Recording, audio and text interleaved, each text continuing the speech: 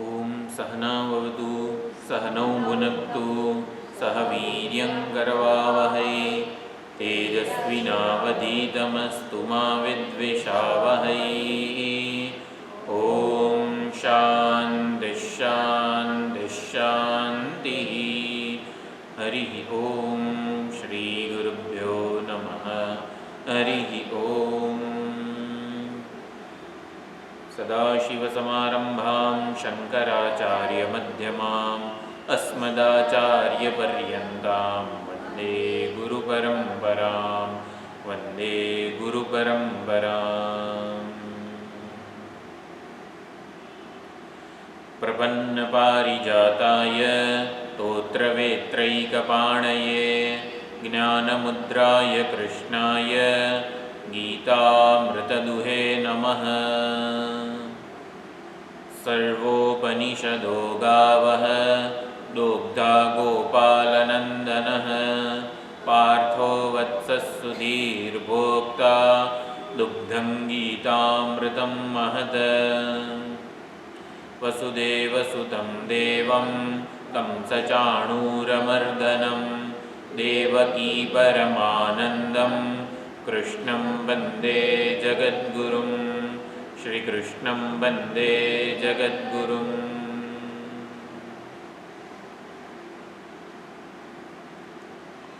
9મો અધ્યાય શ્રીમદ ભગવદ્ ગીતા રાજવિદ્યા રાજગુહ્ય યોગ.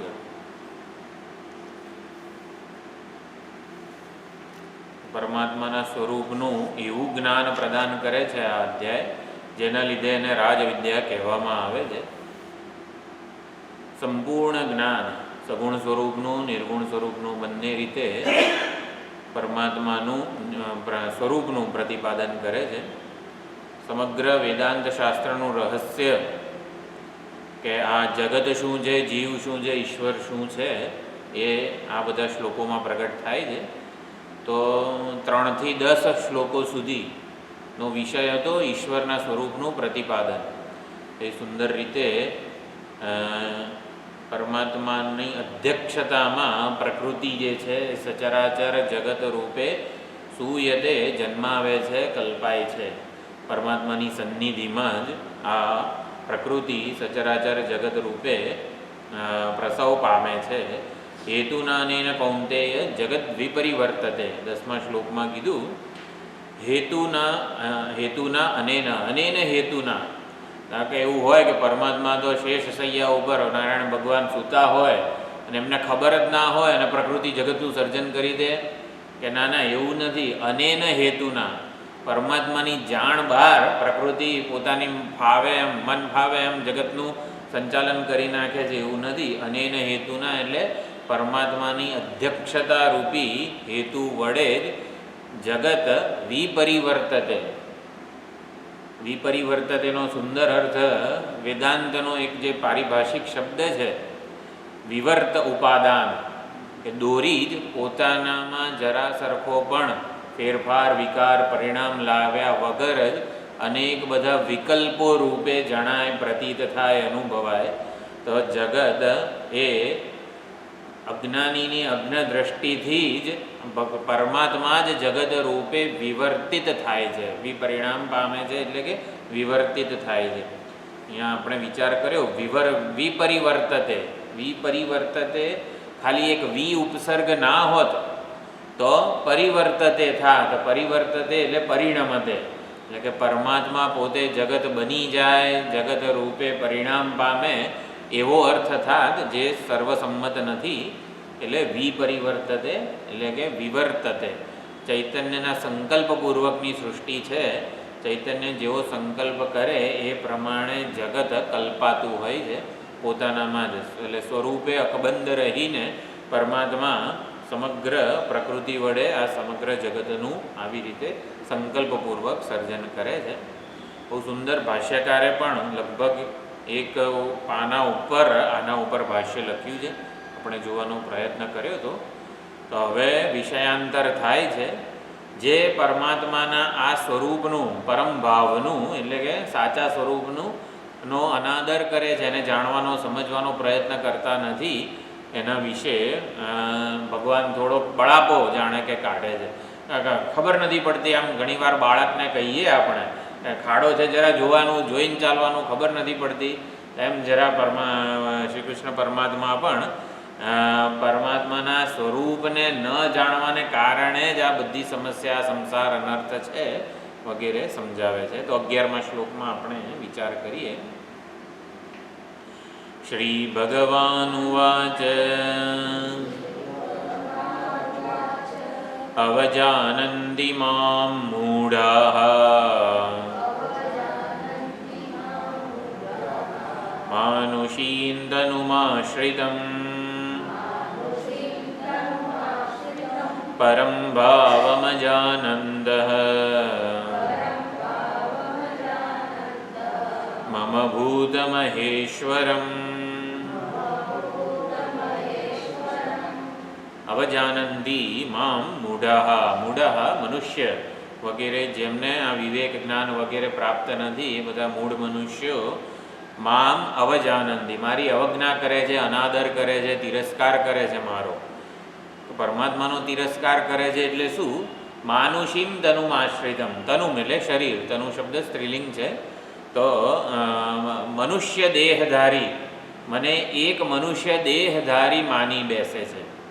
પરમાત્માને એક મનુષ્ય, એક નામ રૂપ ધારણ કરનારો કોઈક જીવ દેહ, ભલે એનામાં કંઈક શક્તિઓ હોય, પણ પરમાત્માને આપણે સમગ્ર સૃષ્ટિનું ઉપાદાન જે સમજે છે કે સૃષ્ટિ મંડાણ છે સર્વે એણી પેરે, આ જે સમજે ને એને વૈદિક કહેવાય. કે આપણે ખાલી ભગવાનને એક નામ રૂપ વગેરે રૂપે પૂજીએ એનાથી કલ્યાણ થવાનું નથી. પરમાત્માના સાચા સ્વરૂપને સૃષ્ટિના ઉપાદાન રૂપે આપણે સમજવા જોઈએ. એટલે માનુષીમ તનુમાં પરમાત્માને એક નામ રૂપ દેહધારી વગેરે માની લઈએ આપણે તો પરમાત્માની અવજ્ઞા થઈ જાય છે, અનાદર થઈ જાય છે. અને એટલા માટે એ પરમાત્માના સાચા સ્વરૂપને જાણી શકતા નથી. સુવર્ણના સાચા સ્વરૂપને, તત્વ સ્વરૂપને ન જાણે ત્યારે એને એક ચૂની કે વીંટી કે કંદોરો વગેરે રૂપે જો જાણી લે તો એને સુવર્ણના તત્વ સ્વરૂપનો કોઈ લાભ મળતો નથી.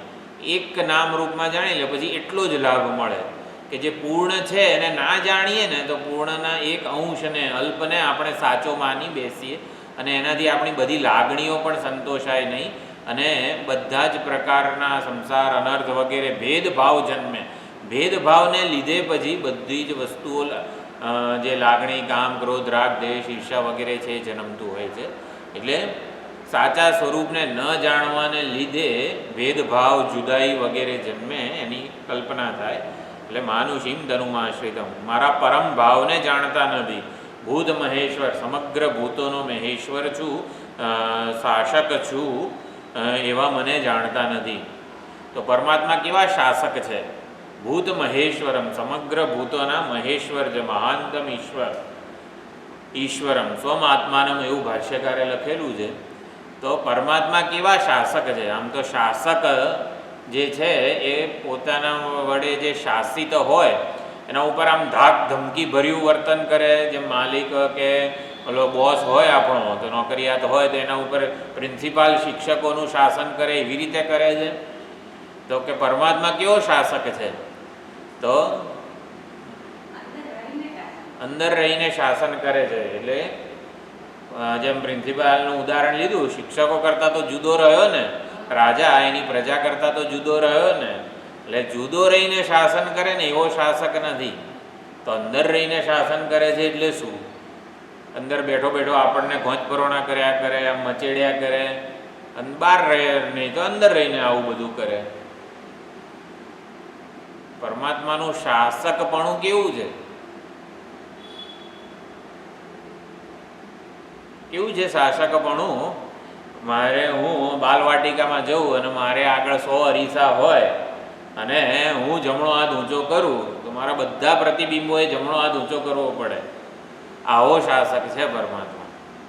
પોતાનાથી અભિન્ન થયા બધા જીવોમાં એ રહીને જીવ રૂપે પોતે એ પ્રતિબિંબોમાં હાથ ઊંચો કરનારો કોણ છે? કોઈ સ્વતંત્ર છે? પરમાત્મા કરતાં જુદો છે?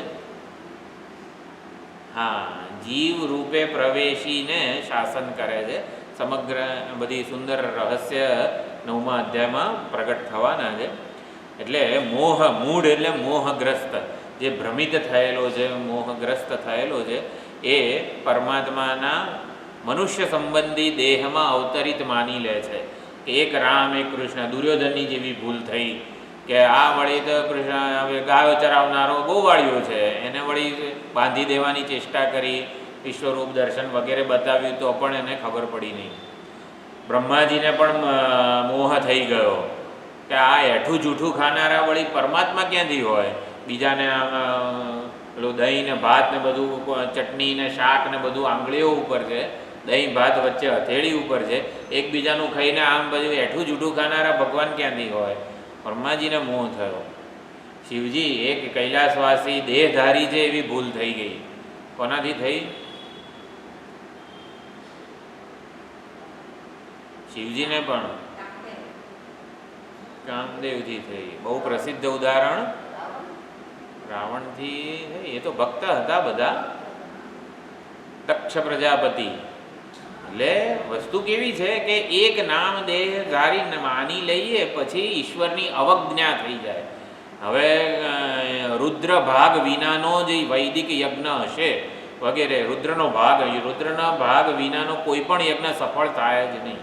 એટલે જ દક્ષ પ્રજાપતિની ભૂલ હતી. ઈશ્વરને એક નામ રૂપ દેહધારી માની લેવાથી, અવજ્ઞા કરવાથી સાચા સ્વરૂપનો લાભ મળતો નથી.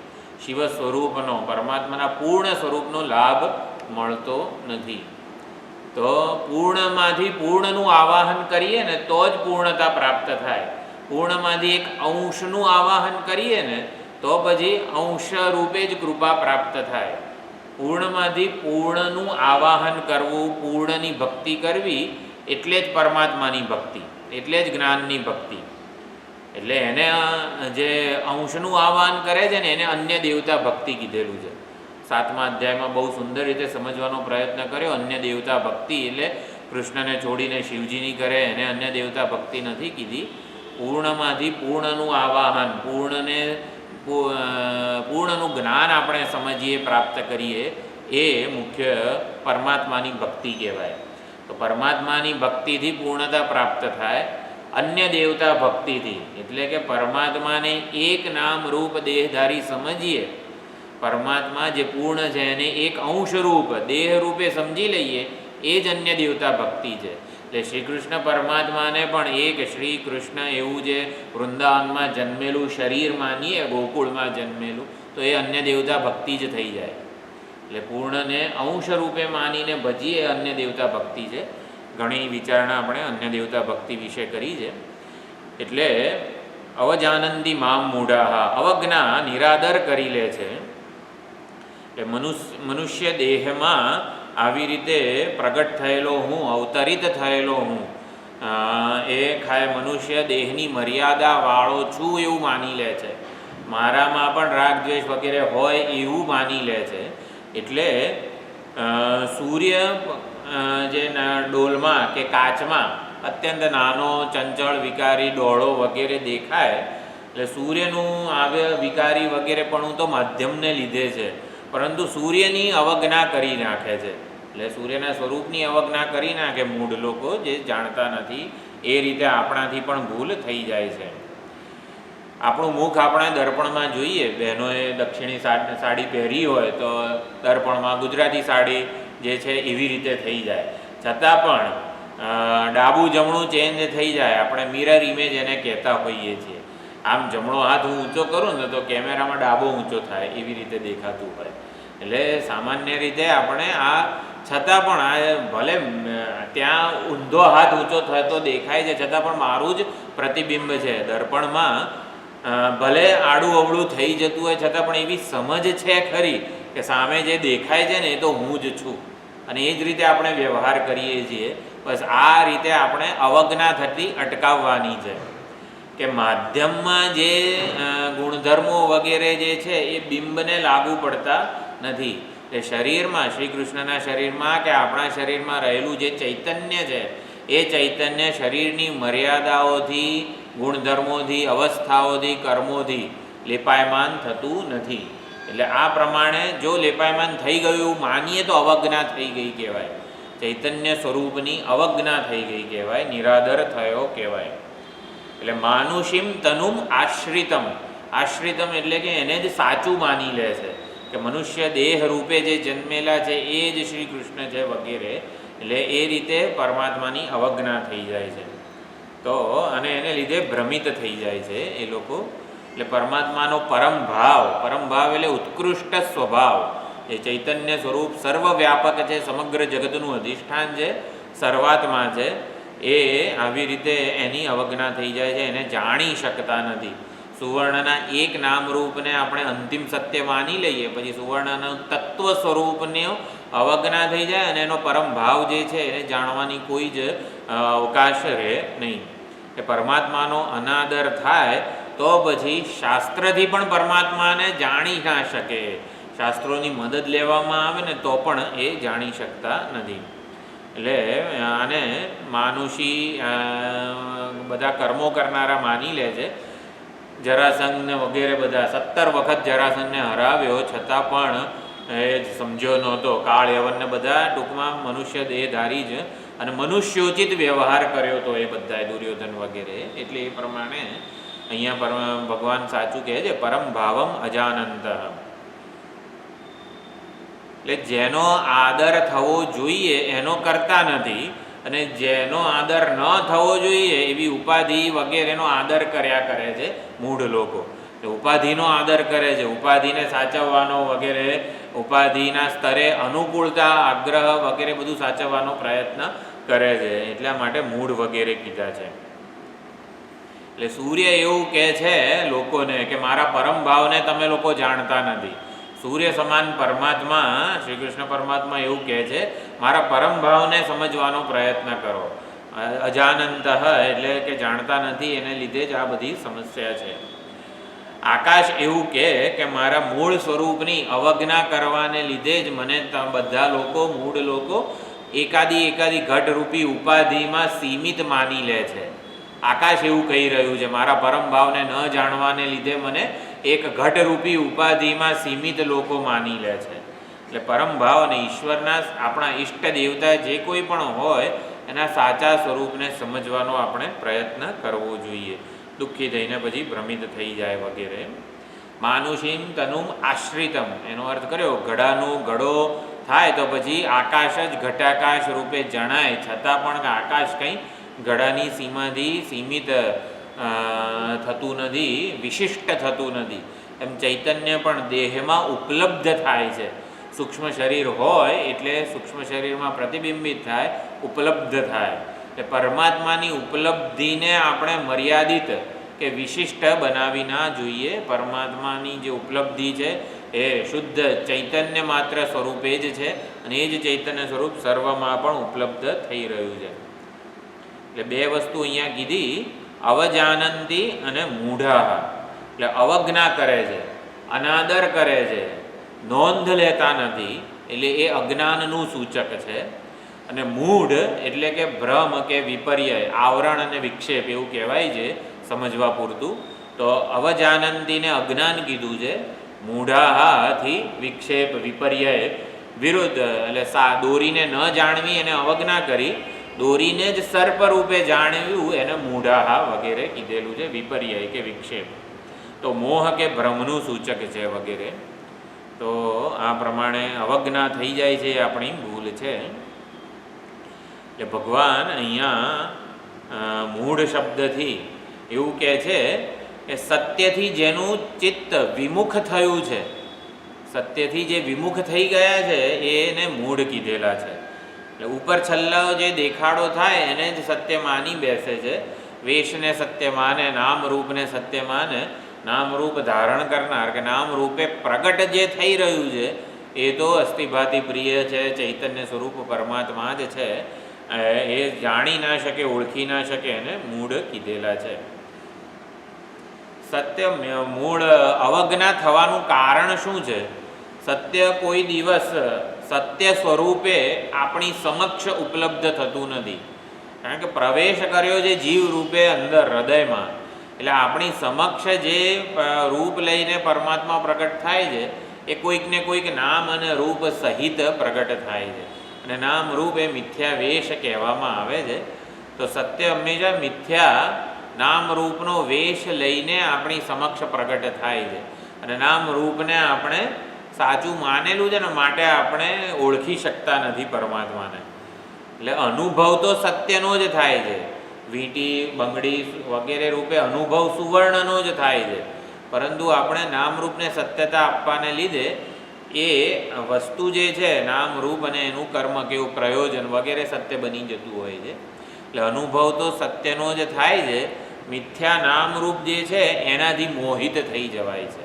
એટલે વિવેક એ કરવાનો છે. દ્રષ્ટા દૃશ્ય વગેરે 3 પ્રકારના વિવેક આપણા વેદાંત શાસ્ત્રમાં કહેવામાં આવ્યા છે. સદ અસદ વિવેક નહીં, સૌથી પહેલાં નિત્યાનિત્ય વિવેક. શું નિત્ય છે અને શું અનિત્ય છે, એટલે વિશ્વસનીય શું છે. નિત્ય વસ્તુ એટલે વિશ્વસનીય વસ્તુ. એ નિત્યાનિત્ય વિવેક પહેલો આપણે કરવાનો હોય સાધકે. પછી સદ અસદ વિવેક, સત્ય મિથ્યાનો વિવેક. જે નિત્ય છે વિશ્વસનીય છે ને એ જ સત્ય છે. જેટલા પણ અલંકારોના નામ રૂપ વગેરે છે બદલાતા રહેનારા છે. મારામાં પણ કરતા ભોગતા શ્રોતા પ્રમાતા વિજ્ઞાતા વગેરે જે રૂપ બદલાય છે બધા એ બધા મિથ્યા છે, નથી ને ખોટા દેખાય છે. પહેલાં નિત્ય શું છે અને અનિત્ય શું છે. મારામાં નિત્ય વિશ્વસનીય શું છે કે ચૈતન્ય સ્વરૂપ નિત્ય છે, એટલે નિત્યાનિત્ય વિવેક પહેલો થાય. સદ અસદ વિવેક બીજો થાય. સત્ય મિથ્યા વિવેક એને કહેવાય કે સત્ય શું છે અને મિથ્યા શું છે. અને પછી આત્મ અનાત્મ વિવેક એ સૌથી છેલ્લે થાય કે એ જે સત્ય છે, જે નિત્ય છે, વિશ્વસનીય છે, એ આત્મ સ્વરૂપ છે, એ જ મારું સાચું સ્વરૂપ છે. તો નિત્યાનિત્ય વિવેક, સદસદ વિવેક અને આત્મનાત્મ વિવેક, આ પ્રમાણે વિવેક કરવો જોઈએ એવું અહીંયા ભગવાન કહી રહ્યા છે.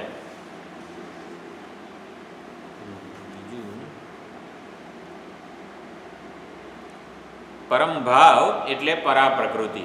એક શબ્દો જે બધા છે જુદા જુદા અધ્યાયમાં એ જ વસ્તુને જુદા શબ્દોમાં રજૂ કરેલી છે. તો પરમ ભાવ એટલે પરમાત્માની પરા પ્રકૃતિ. પરા પ્રકૃતિ એટલે નિર્ગુણ સ્વરૂપ, જે ચૈતન્ય સ્વરૂપ છે, સમગ્ર જગતનું અધિષ્ઠાન છે, એ પરા પ્રકૃતિ. પરમ ભાવને પરા પ્રકૃતિ કીધી. અને માનુષીમ તનુમ આશ્રિતમ, માનુષી તનુ એ અપરા પ્રકૃતિ. શ્રી કૃષ્ણનું જે રૂપ છે જેની આપણે પૂજા વગેરે કરીએ છીએ એ તો અપરા પ્રકૃતિનું જ રૂપ છે. શ્રી કૃષ્ણ પરમાત્માના બાળ સ્વરૂપે કે દ્વારકાધીશ વગેરે વગેરે સ્વરૂપે આપણે દર્શન કરીએ એ બહુ જ ઉત્કૃષ્ટ વસ્તુ છે. પરંતુ એ જે દર્શન થાય એ વખતે પરમાત્માને પ્રાર્થના એ કરવાની કે આ કોઈ ભેદભાવ કે જુદાઈ મારામાં અને પરમાત્મામાં ન રહે.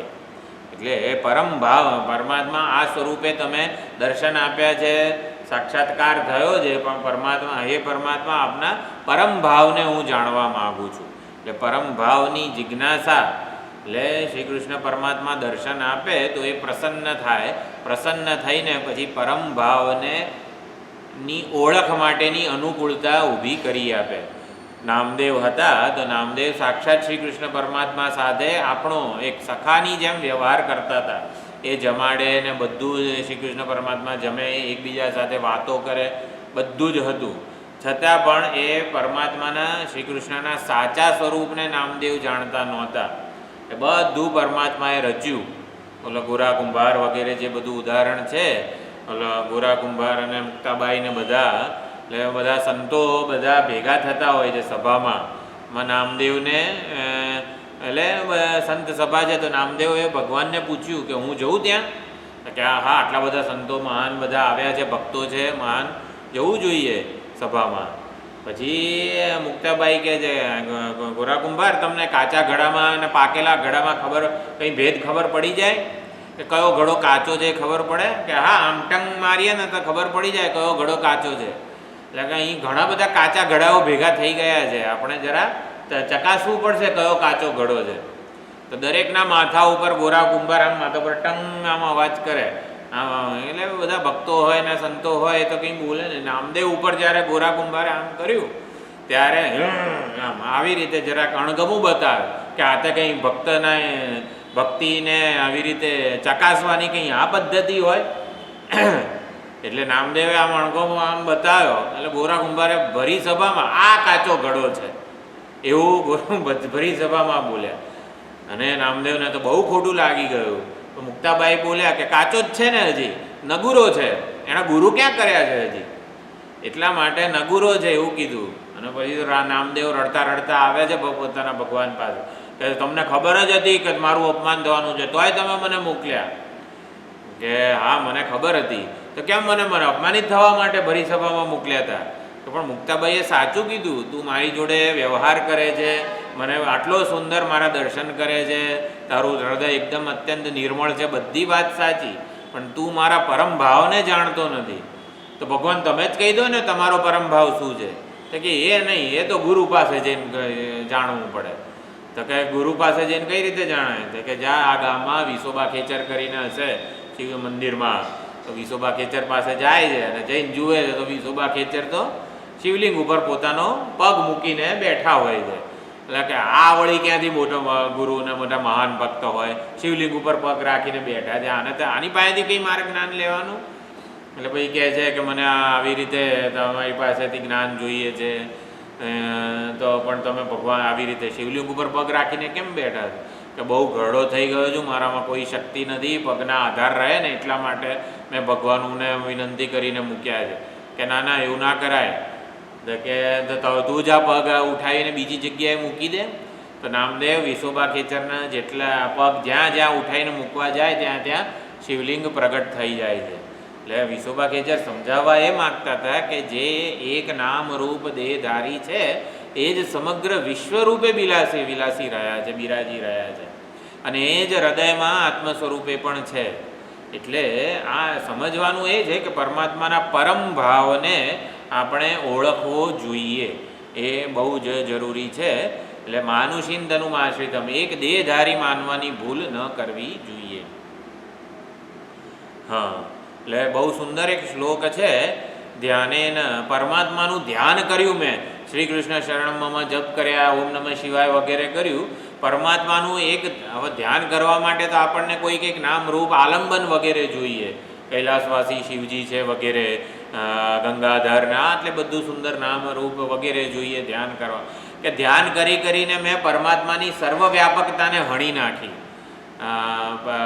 ધ્યાનેન એટલે ચિત્ત નહીં, સર્વવ્યાપકતા તો પ્રદક્ષિણા કરીને પરમાત્માની સર્વવ્યાપકતાને હણી નાખી. ધ્યાન કરીને પરમાત્માને ચેતઃપરતા, એટલે કે એક ચિત્તમાં જ છે, મારે ચિત્તમાં જ બીજે નથી, એવી રીતે બનાવી દીધા પરમાત્માને. ચિત્ત ઉપાધિ વિશિષ્ટ બનાવી દીધા. એટલે દેશની મર્યાદામાં સીમિત કર્યા, પ્રદક્ષિણા, તીર્થયાત્રા વગેરેથી, કે પરમાત્મા બદ્રીધામ, કેદારનાથ વગેરેમાં જ છે એમ. એટલે પછી કાળની મર્યાદાથી પર બનાવી દીધા, સંધ્યાવંદન. કે ટૂંકમાં વાત એ છે કે પરમાત્માને એક નામરૂપ ધારીને ઘણી બધી પરમાત્માની અવજ્ઞા કરી નાખી છે. એટલે આપણે જ્યારે પણ કોઈક મંદિરે, તીર્થધામ વગેરેમાં કરવા આપણે દર્શન જઈએ વગેરે, ત્યારે પરમાત્માને આવી રીતે સમગ્ર જગત સૃષ્ટિના ઉપાદાન રૂપે, સર્વવ્યાપક રૂપે સમજીને એક રૂપે ધ્યાન કરવાનું એમ. એટલે માત્ર અંતિમ રૂપ એવું નથી, એના તત્વ સ્વરૂપને પણ એકવાર યાદ કરી લેવાનું. કોઈ પણ દેવ દર્શને વગેરે ગયા હોઈએ ત્યારે સમગ્ર જગતના અધિષ્ઠાન કે ઉપાદાન રૂપે આપણે એકવાર એનું સ્મરણ કરી લેવાનું. પ્રદક્ષિણા કરીને દેશમાં સીમિત બનાવી દીધા. બહુ સુંદર શ્લોક છે આ, ચાલો યાદ આવશે બીજી વાર કહ્યું છે. સગુણની ભક્તિ કરીને આપણે પરમાત્માને અભિમુખ બનાવવાના છે. એક નામરૂપની ભક્તિ કરીને, સગુણની ભક્તિને કરીને પરમાત્માને પ્રસન્ન કરવાના છે. અને પ્રસન્ન થાય ને એકવાર, ત્યારે પોતાનું રહસ્ય પ્રગટ કરે. એ પ્રસન્ન ના થાય ને ત્યાં સુધી રહસ્ય પ્રગટ ના કરે. રહસ્ય પ્રગટ કરે એટલે શું? પરા પ્રકૃતિ રૂપે દર્શન આપે. આપણને જે દેખાય છે, જણાય છે, અનુભવાય છે, એ તો પરમાત્માનું અપરા પ્રકૃતિવાળું જ રૂપ છે. પરા પ્રકૃતિ રૂપે ક્યારે જણાય? એ પોતે પ્રસન્ન થાય તો. પ્રસન્ન ક્યારે થાય? સગુણની ભક્તિથી.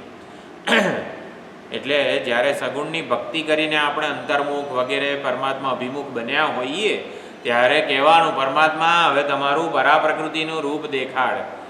તો એ પ્રમાણે તો નાનું છોકરું હોય આમ તેમ રમત રમતમાં ખાવાનું ને પીવાનું, પાણી પીવાનું બધુંય ભૂલી જાય.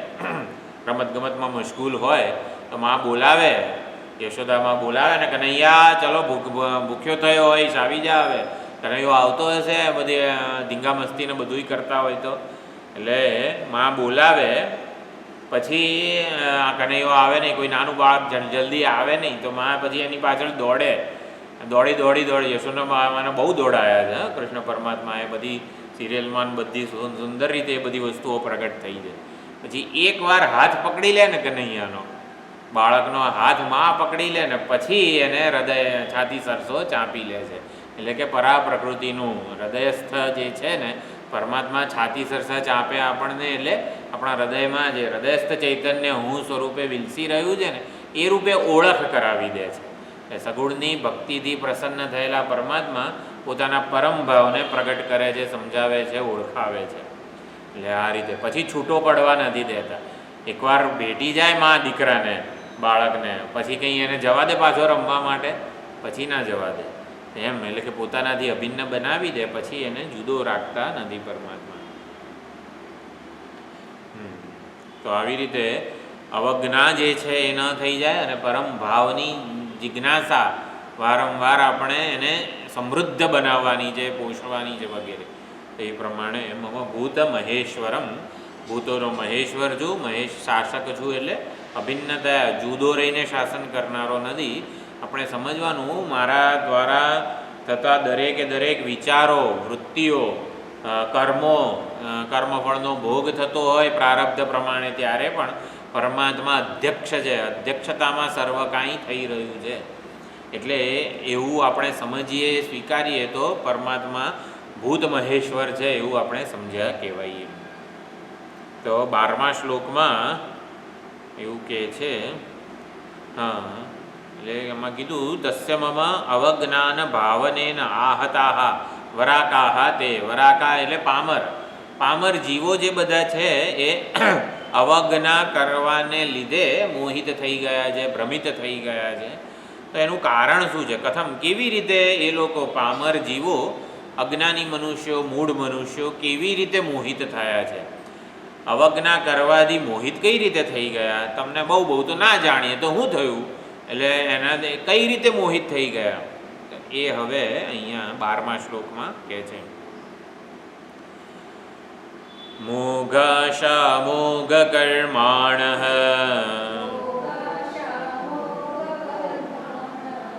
મોઘ જ્ઞાના વિચેતસઃ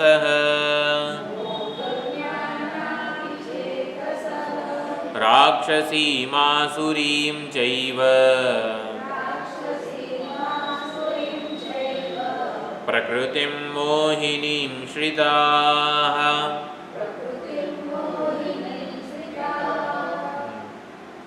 તો મોઘાશા, મોઘ એટલે વ્યર્થ, નિરર્થક. તો જેની આશાઓ નિરર્થક છે, જેના કર્મો મોઘ છે, વ્યર્થ છે, અને જેનું જ્ઞાન પણ મોઘ છે, વ્યર્થ છે, એવા વિચેતસઃ પરમાત્માથી વિમુખ થયેલા છે, સાચું એમને જ્ઞાન વગેરે નથી, એ લોકો રાક્ષસીમ આસુરીમ પ્રકૃતિમ શ્રિતાઃ આશ્રિતાઃ. લોકો રાક્ષસી કે આસુરી પ્રકૃતિનો આશ્રય લે છે. એ બંને રાક્ષસી અને આસુરી બંને પ્રકૃતિ મોહિત કરનારી છે. મોહિનીમ એટલે મોહિની એવી રાજસી આસુરી પ્રકૃતિને એ વશ થયેલા છે, એનો સહારો લીધેલો છે. અને બીજો એક અર્થ એવો થાય છે, રાક્ષસી એટલે તમો ગુણ પ્રધાન હોય એવી પ્રકૃતિ. પ્રકૃતિનો અર્થ અહીંયા સ્વભાવ થાય છે. જેના સ્વભાવમાં તમો ગુણનું પ્રાધાન્ય છે એના લીધે એ રાક્ષસી. આસુરી એટલે રજોગુણી, રજોગુણની પ્રધાનતા હોય તો આસુરી પ્રકૃતિ તે સ્વભાવ કહેવાય. અને મોહિની એટલે ઘોર તમસ. એટલે મોહિની એટલે એને કશું જ, જે ઈશાવાસ્યના અસૂર્યા નામ તે લોકાહ અંધેન તમસા વૃતાહ, જે કીધું ઈશાવાસ્યમાં, અંધેન તમસા આવૃતાહ. એટલે અંધકાર તો છે, અજ્ઞાનનો અંધકાર છે, અને અવિવેક રૂપી તમસ છે. એટલે અજ્ઞાનના અંધકારમાં કશું અડચણ ના હોય તો કશો વાંધો નહીં, સીધે સીધા હેડ્યા જઈએ આપણે. અનેક બધી ખુરશીઓ હોય, થાંભલા હોય તો અને તમસને અડચણ કહેવાય. એટલે અંધે ન તમસા, તમસ એટલે અંધકાર અને અંધ એટલે પણ અંધકાર જ. તો અજ્ઞાન રૂપી અંધકાર છે અને તમસ રૂપી બધા વિક્ષેપો છે. એટલે બધા જ્યાં જઈએ ને સંસારમાં ત્યાં આપણે અથડાઈએ જ છીએ, આપણને કષ્ટ અનર્થ વગેરે પ્રાપ્ત થતું હોય છે. તો મોહિની એટલે ઘોર તમસ એવી રીતે પણ કરેલું છે અર્થ, અથવા તો રાક્ષસી અને આસુરી જે પ્રકૃતિ છે એ પણ મોહિની જ છે. તો જેના કર્મો આશા અને જ્ઞાન મોઘ છે, વ્યર્થ છે, વૃથા છે, એવા અવિવેકી લોકો મોહિત થઈને રાક્ષસી અને આસુરી સ્વભાવનો જ સહારો લે છે. એટલે આશરો લે છે, શ્રિતાહ આશ્રિતાહ સહારો લે છે. એટલે એમની બધી આશાઓ વ્યર્થ છે. આશાઓ વ્યર્થ છે એટલે શું?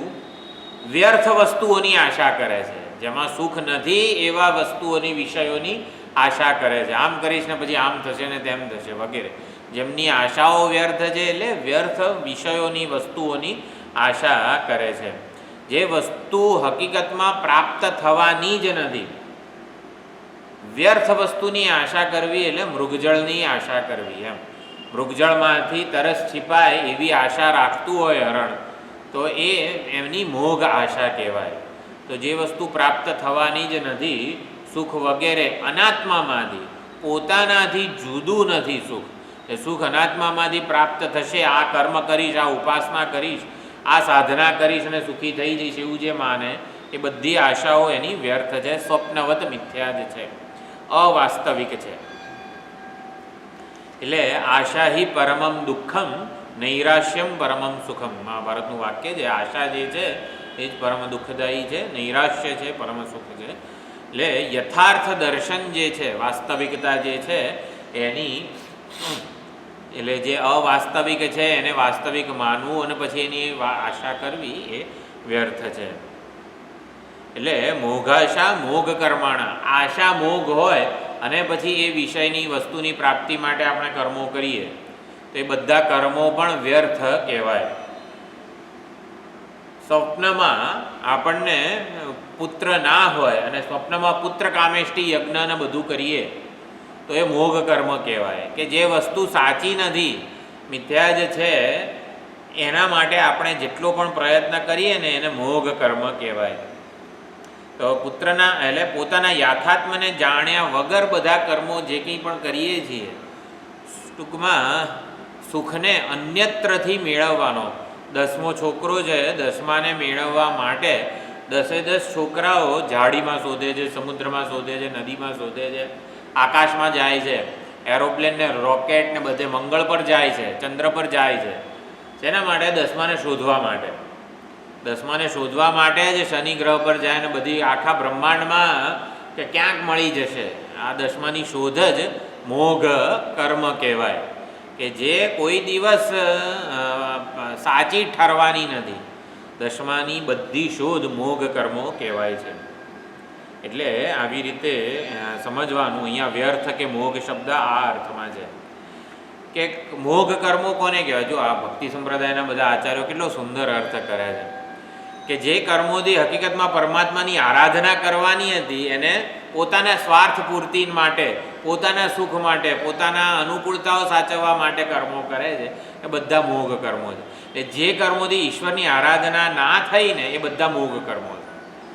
જે આશાઓ ઈશ્વરના દર્શનની, ઈશ્વરને જાણવાની વગેરે આશા ન રાખી, બીજી બધી આશા રાખીને બધા મોહ. તો બહુ સુંદર વિચાર ભાતું આ રામાનુજાચાર્યજી વગેરે જે બધા, માધવાચાર્યજી વગેરે ભક્તિ સંપ્રદાયના જે બધા આચાર્યો છે એમની પાસેથી પણ આપણને મળે છે. એટલે કર્મો હકીકતમાં પરમાત્માની આરાધના માટે જ છે. જો આમાં શંકરાચાર્યજીએ તો મોઘ કર્મો જે છે ને એનું વિશેષણ કીધું છે. મોઘ કર્માણ યાની ચ અગ્નિહોત્રાદિની તૈહિ અનુષ્ઠીયમાનાની કર્માણી. અગ્નિહોત્ર કર્મો કોને કીધા છે? વેદે જ કીધા છે ને કરવાના. નિત્ય નૈમિત્તિક કર્મો. મનુષ્ય જે દેહ ધારણ કરેલો છે એણે નિત્ય નૈમિત્તિક પંચમહાયજ્ઞ વગેરે બધું કરવાનું છે, નિત્ય નૈમિત્તિક કર્મો કરવાના છે. અગ્નિહોત્ર એટલે આપણામાં અત્યારે નિત્ય નૈમિત્તિક કર્મો, તે બધાને મોઘ જ કહી દીધા. કેમ? તેનાથી જો પરમાત્માની આરાધના ના થાય, પોતાનો અહંકાર પુષ્ટ થાય વગેરે વગેરે, સ્વાર્થ પૂર્તિ થાય વગેરે, તો પછી એ મોઘ કર્મો જ છે. એટલે પરમાત્માની આરાધના માટે જ આ બધા કર્મો છે. અને પરમાત્માની અવહેલના અવજ્ઞા કરીએ ને તો બધા કર્મો વ્યર્થ કહેવાય. આરાધના ન થાય ને જે કર્મથી એ બધા વ્યર્થ છે. પછી મોઘ જ્ઞાનાહા એટલે નિષ્ફળ જ્ઞાન.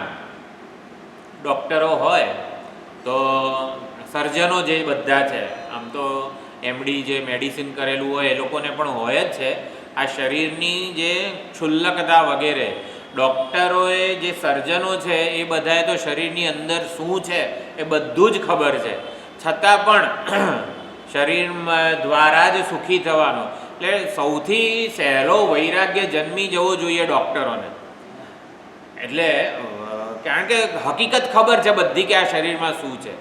એક વસ્તુ પવિત્ર નથી, શુદ્ધ નથી, બધી જ ખબર છે ડૉક્ટરોને, છતાં પણ વૈરાગ્ય નથી જન્મતો. એમ આને મોઘ જ્ઞાન કીધેલું છે કે જે જ્ઞાન વૈરાગ્ય ન જન્માવી શક્યું વગેરે, એ બધું મોઘ જ્ઞાન છે.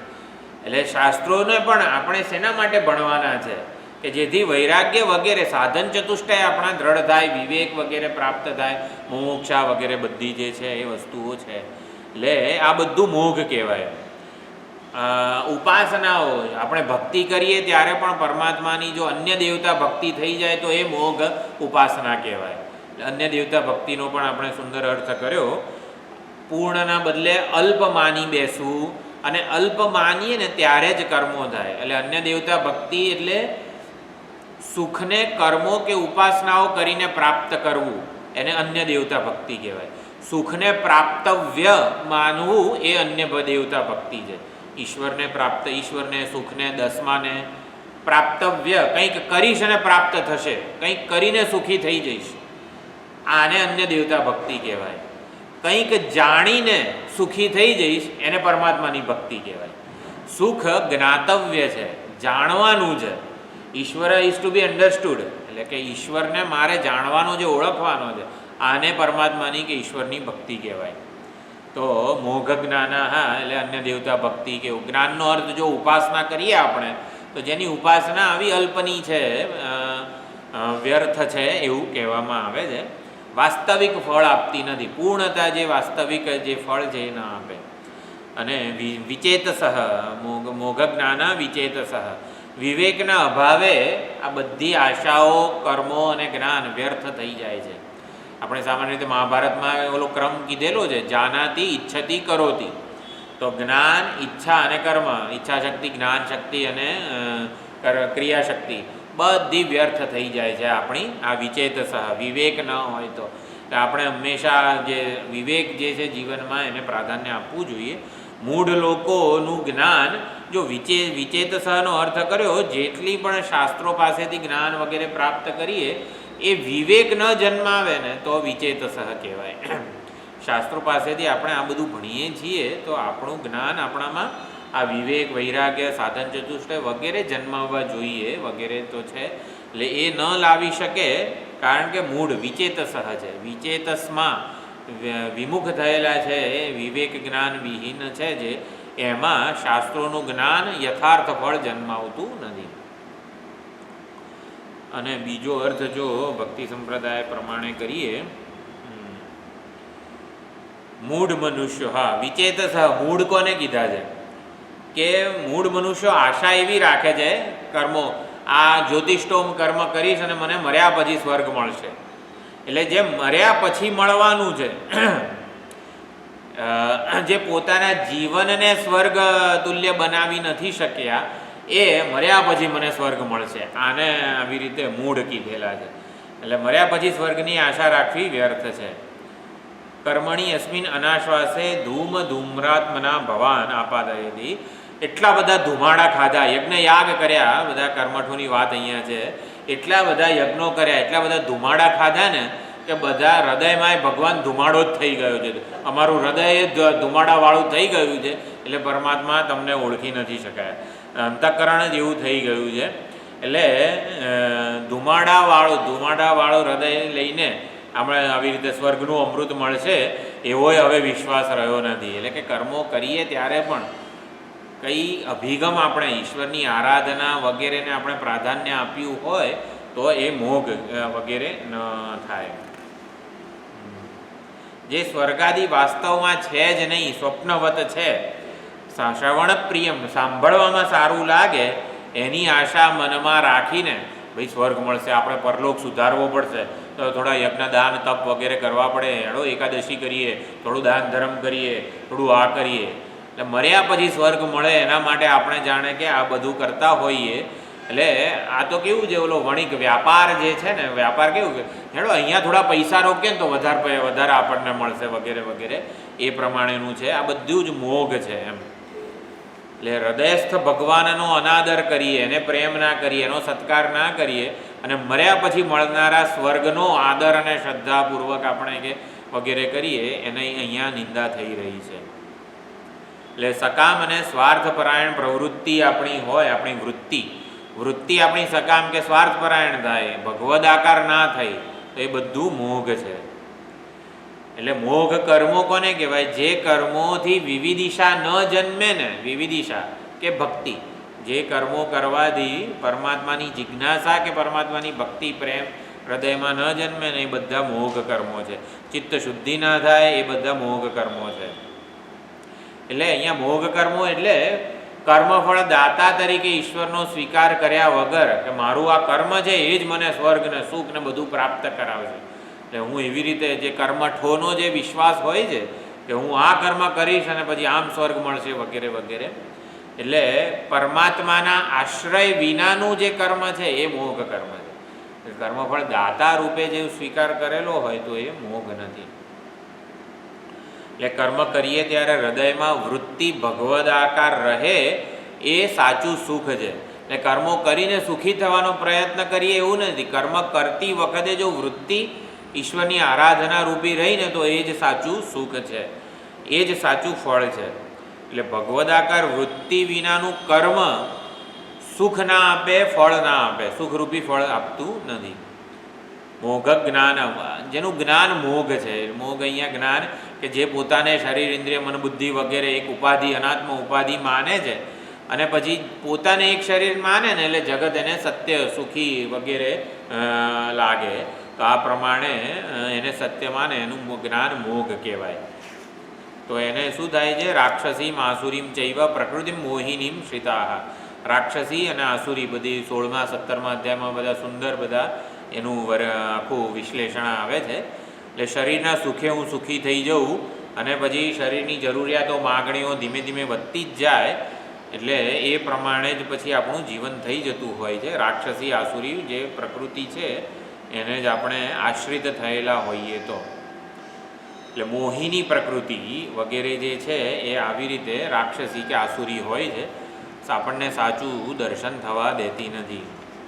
મોઘ જ્ઞાનાહામાં એક મધુસૂદન સરસ્વતીજીનું પણ ઉદાહરણ જે છે એ સમજવા જે એકાદ વાર કહ્યું હશે, ખબર નથી.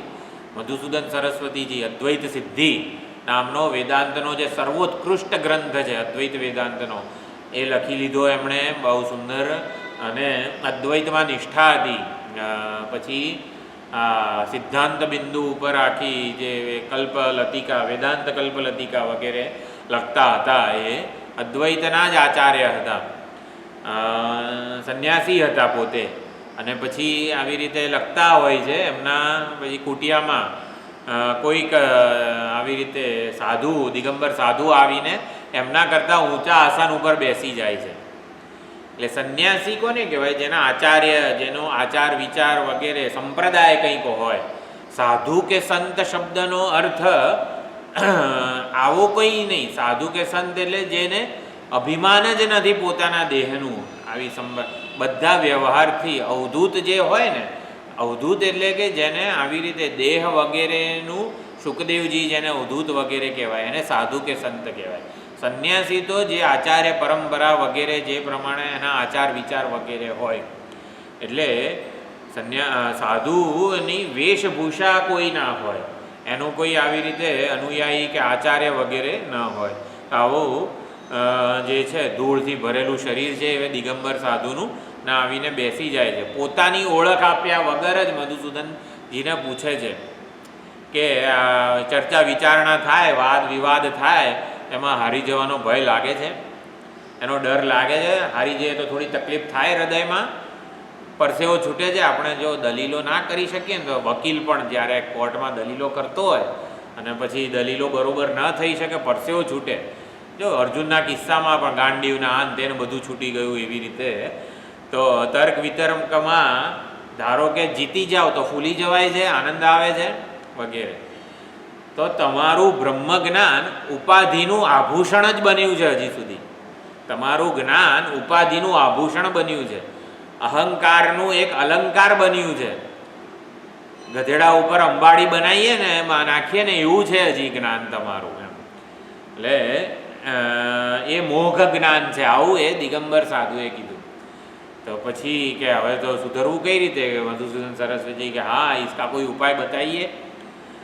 કે તમારું મન ભાવનાના બળથી જો શ્રી કૃષ્ણ પરમાત્માના સાક્ષાત્કાર કે દર્શન કરી શકે તો તમે સમજી શકો કે તમારા મન વડે જ સમગ્ર જગત કલ્પિત છે. આપણે કહીએ છીએ જગત મિથ્યા છે વગેરે વગેરે. જગત મિથ્યા ક્યારે થાય? આપણું મન એ સત્યને સમજી ક્યારે શકે?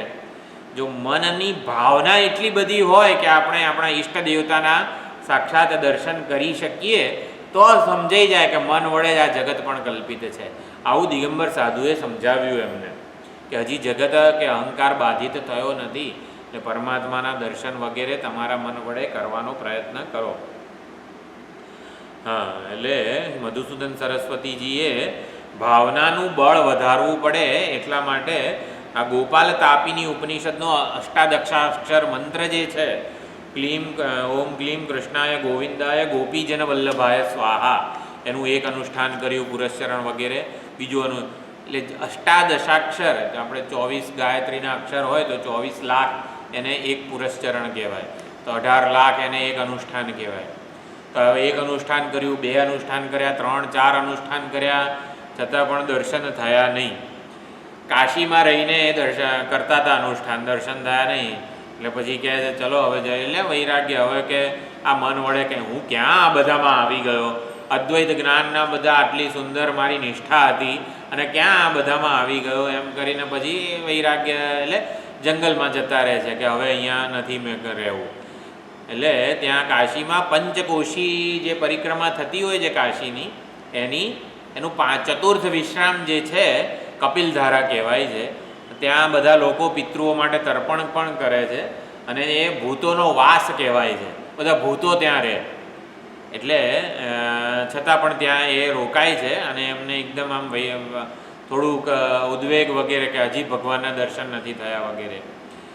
એટલે વેદાંતી વિશે અહીંયા એ મધુસૂદન સરસ્વતીજી કહે છે કે વેદાંતી લોકો જ્યારે કોઈ આમ સાધના કરે તો એમને મન એકવાર થાય કે આ બધું કરવું જોઈએ, સારું સાચું છે કે નહીં એમ.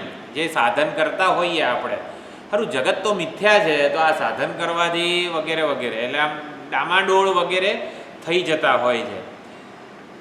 બધું મિથ્યા છે તો હું ક્યાં આ જૂઠા ચક્કરમાં વગેરે આ બધામાં ફસાઈ ગયો નામરૂપના.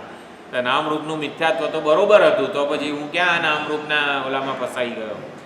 એટલે આ પ્રમાણે મધુસૂદનજીને થાય છે. પીપળાના ઝાડ નીચે બેઠા છે અને ત્યાં એક ચમાર આવીને કહે છે મધુસૂદન સરસ્વતીજીને કે એક અનુષ્ઠાન વધારે કરી લો, સફળતા મળી જશે. તો મધુસૂદન કે અલા તને ક્યાંથી ખબર પડી કે હું આટલા અનુષ્ઠાન કર્યા છે અને એક હજી કરી લે અને દર્શન થશે ને વગેરે વગેરે. તો કે મેં એક કાળું ભૂત છે ને સિદ્ધ કરેલું, આ ભૂતોનો વાસ છે, આ ભૂત ગ્રામ એવું કહેવાય છે. તો કે મેં એક કાળું ભૂત સિદ્ધ કરેલું છે ને એ મને આવીને બધું કહી જાય છે. તો મધુસૂદન કે હા પરમાત્માના દર્શન તો ના થયા, તારા ભૂતના તો દર્શન કરાવી દે મને. તો કે ભૂત નજીક તે આટલા ગાયત્રીના અનુષ્ઠાન કર્યા છે, આટલા આ શ્રી કૃષ્ણના અષ્ટાદક્ષર મંત્રના આટલા અનુષ્ઠાન કર્યા છે ને એટલે ભૂત નજીક આવે છે ને ત્યારે એ બળી જાય છે તારા તપથી, એવું ઓલા ચમારે કીધું. એટલે ભૂતે જ મને કીધું કે આને કહેવાય કે અનુષ્ઠાન વધારે કરે થઈ જશે દર્શન. એટલે એમણે એક અનુષ્ઠાન કર્યું, ભગવત દર્શન થયા અને ભક્તિ રસાયણ નામનો ભક્તિનો સર્વોત્કૃષ્ટ ગ્રંથ રચ્યો. ભક્તિ રસાયણ બહુ જ ઊંચામાં ઊંચો ગ્રંથ છે ભક્તિ સંપ્રદાયમાં. અને ભક્તિ રસાયણમાંથી એટલે ભક્તિ રસાયણ રચ્યો ને પછી ભગવદ્ ગીતા ઉપરની મધુસૂદની જે ટીકા છે ગૂઢાર્થ દીપિકા એ રચી. તો ગૂઢાર્થ દીપિકામાં ભક્તિ રસાયણના અનેક બધા ઉદ્ધારણો લીધા છે એમણે. એટલે આ પ્રમાણે મધુસૂદન સરસ્વતીજીને પણ એટલે ઓલા સાધુએ કીધું કે તારું જ્ઞાન મોઘ છે, તો મોઘ જ્ઞાન ઉપરથી આ વાત આવી કે જે જ્ઞાન આપણને આવી રીતે સાધન ચતુષ્ટય વગેરે પ્રાપ્ત, ઈશ્વરની ભક્તિ છે, આપણી વિવિધિશા છે, એ તીવ્રતર બનવી જોઈએ એવું જ્ઞાન આપણે પ્રાપ્ત કરીએ શાસ્ત્રો પાસેથી, જેથી આપણું કલ્યાણ થાય. અને વિચેતસનો અર્થ કર્યો છે ચિત્તમાં વિપર્યય હોય. વિપર્યય એટલે વિપરીત ભાવના હોય કે જેના જ્ઞાનમાં આવી રીતે અજ્ઞાન, સંશય અને વિપર્યય ત્રણ હોય એ બધા વિચેતસઃ કહેવાય છે. બહુ બધા ઉપનિષદોમાં પણ આ જ પ્રકારે મોઘાશા, મોઘ જ્ઞાન, વિચેતસઃ. કઠોપનિષદમાં જે રથરૂપકવાળા મંત્રો છે કે બુદ્ધિ સારથી છે, મન લગામ છે, ઇન્દ્રિયો ઘોડા છે વગેરે, એમાં વિજ્ઞાન સારથી રિયસ્તુ એટલે કે જેનો સારથી વિજ્ઞાન છે, શાસ્ત્રોક્ત પ્રમાણિક જ્ઞાન છે, એ પોતાના લક્ષ્યને પ્રાપ્ત કરે છે, એની ઇન્દ્રિયો સંયમિત થાય છે વગેરે. એ બધા રથરૂપકના બધા શ્લોકો છે, એમાં એ પણ ઉદાહરણ આપણે સમજી શકીએ છીએ. મોઘ જ્ઞાન કોને કહેવાય, સાચું જ્ઞાન કોને કહેવાય, કઠોપનિષદમાં કીધું છે. અને પછી બૃહદારણ્યક ઉપનિષદમાં પણ ઘણા છે ઉદાહરણો. એક આ રાક્ષસી અને આસુરી પ્રકૃતિ. તો આસુરી પ્રકૃતિ એટલે રાગ પ્રધાન, પોતાને જે જોઈએ ને એ એન કેન પ્રકારેણ, ધર્મથી ના મળે તો અધર્મથી એ વગેરે વગેરે પ્રાપ્ત કરવાનો પ્રયત્ન કરે. આસુરી એટલે ભોગ પ્રધાન પ્રકૃતિ, એના માટે ભોગો મહત્વના છે વગેરે. રાગ પ્રધાન જેની પ્રવૃત્તિ હોય છે.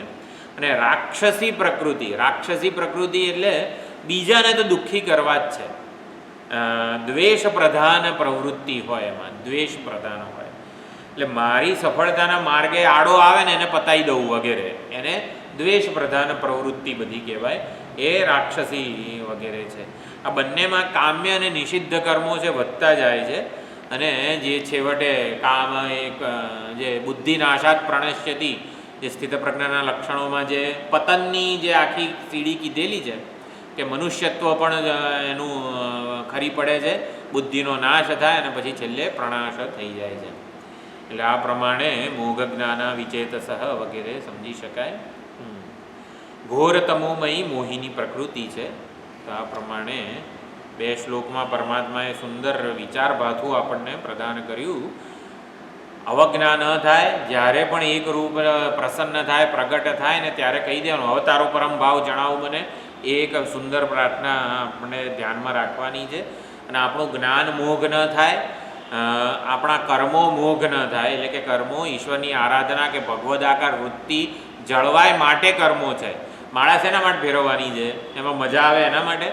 પેલું એક જોક હતો ને, પેલું શું કંઈક નીકળ્યું છે ને, ગોળ ગોળ ફર્યા કરે, બેરિંગ હોય અંદર, એવું કંઈક રમત. બધા નાના છોકરાઓએ ગોળ ગોળ 3 એના ઓલા હોય છે ને એમાં આંગળી નાખીને આમ ગોળ ગોળ એને ફેરવ્યા કરવાનું. એટલે ઓલા બા એ નાના છોકરાને કે આના કરતાં માળા કરને તો કલ્યાણ થશે, એ મશીનને હું ફેરવ કરે છે એમ. કંઈક રમકડું છે એક એવું, એ બહુ નાના છોકરાઓમાં પ્રસિદ્ધ થઈ ગયું. એટલે બા એના છોકરાને કે આના કરતાં માળા ફેરવ ને, એ મશીન હું ફેરવ કરે. ટૂંકમાં માળા પણ શેના માટે છે, આપણું આ વૃત્તિ ભગવદ આકાર થાય. અને મોઘ આશા આપણે વ્યર્થ વિષયોની નહીં, આપણે ઈશ્વરની આશા વગેરે કરીએ. આ પ્રમાણે આ બધું વિચારભાધું આપણે વાગોળતા રહીએ એવો જ પ્રયત્ન થવો જોઈએ. ઓમ પૂર્ણમદ પૂર્ણમિદં પૂર્ણાત પૂર્ણમુદચ્યતે પૂર્ણસ્ય પૂર્ણમાદાય પૂર્ણમેવાવશિષ્યતે. ઓમ શાંતિ શાંતિ શાંતિ. હરિ ઓમ. શ્રી ગુરુભ્યો નમઃ.